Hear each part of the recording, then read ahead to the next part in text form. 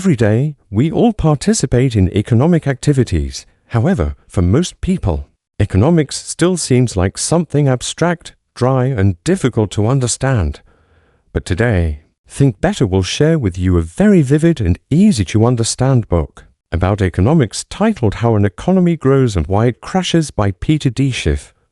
I will walk you through the key ideas of this book in the quickest and clearest way, and summarize 3 strategies to help you quickly improve your personal financial situation. So let's get started. The book begins with a story like this. On a small island, there were 3 men, Abel, Faker, and Jerry. Food on the island was scarce. Fish was the only available food. Each day, they had to catch fish with their bare hands, and could only catch 1 fish per person per day, just enough to survive. Life on the island was tough, with no entertainment beyond catching fish to avoid starvation. Among the 3, Abel was a dreamer.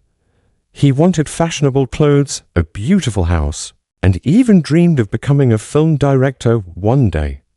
One day, Abel had an idea to build a fishing net, but to do that, he would have to skip a day of fishing, endure hunger, and ignore the ridicule from Faker and Jerry. Despite their mockery, Abel wasn't discouraged. He ignored the negative comments and focused on building the fishing net.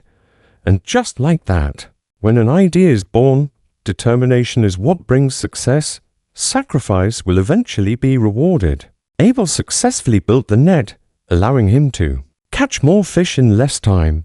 This gave him extra time to relax and pursue his dreams. That fishing net became his capital.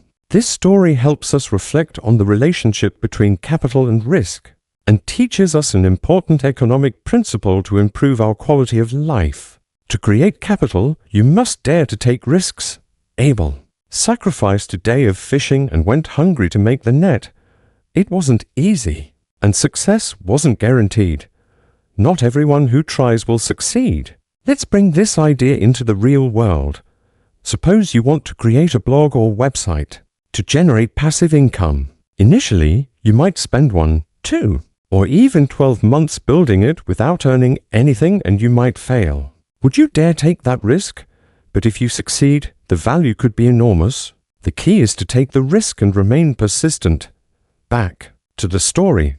Abel succeeded in making the net, and his future looked bright. But what about the other 2? Are we creating a system that divides the rich and the poor? Not exactly. Abel's invention actually benefited everyone on the island. Let's see what happens next. The next day, Faker and Jerry saw that Abel had plenty of fish and seemed to enjoy his day. Inspired, they wanted to borrow his net, but Abel didn't trust them and told them to build their own. Faker and Jerry hesitated. What if they failed and starved? So they proposed a deal. Borrow 1 fish from Abel, use the time to build their nets, and then pay back to fish after they succeed. This is where financial thinking was born. Abel lent 1 fish and expected to be repaid to. In other words, he used his savings as capital, invested it, and began lending. As things progressed, more and more islanders built nets. Life became easier with more leisure and entertainment. People started saving extra fish and used their savings to start companies and schools.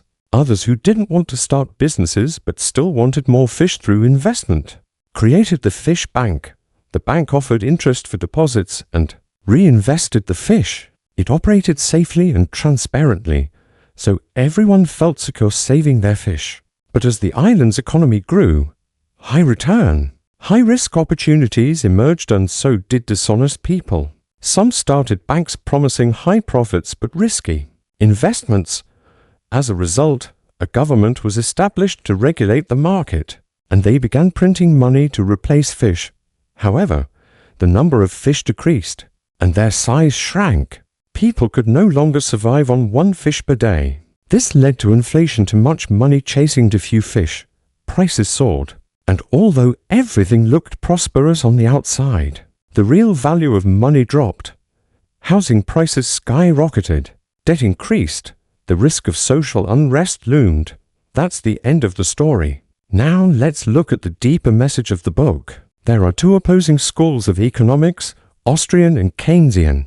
The Austrian school advocates for free markets and individual choice. The Keynesian school supports government regulation to control economic fluctuations. To simplify, Austrian economists believe in free interest rates. Higher savings interest rates motivate people to save more, leading to more investment and production. Keynesians argue for controlled interest rates. If interest is too high, people won't invest or consume, leading to unemployment.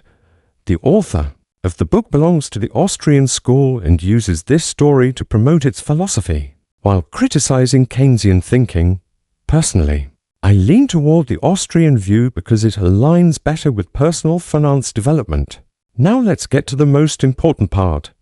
How does this book help us improve personal finance?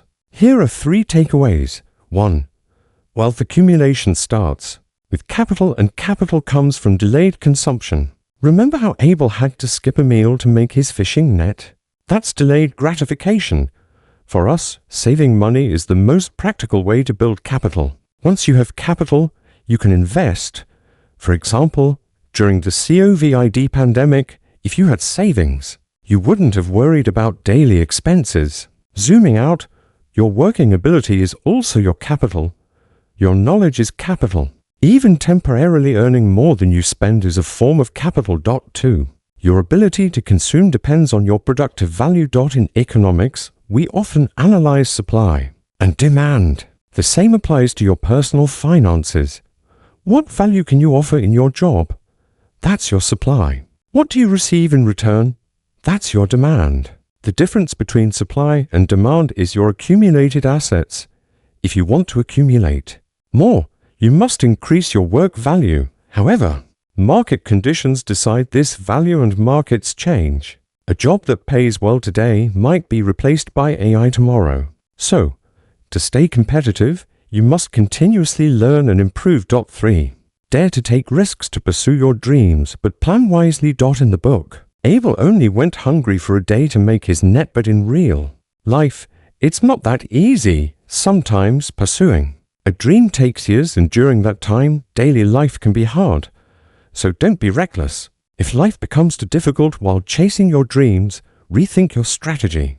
Blindly chasing a dream without calculation can hurt you. That's everything I wanted to share with you.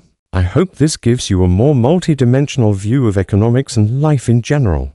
No theory is absolutely right or universally applicable, but understanding economics helps us better grasp what's happening in the world. If you found this video helpful, please give it a like, share it, and don't forget to subscribe and turn on notifications to stay updated. Thank you so much for watching.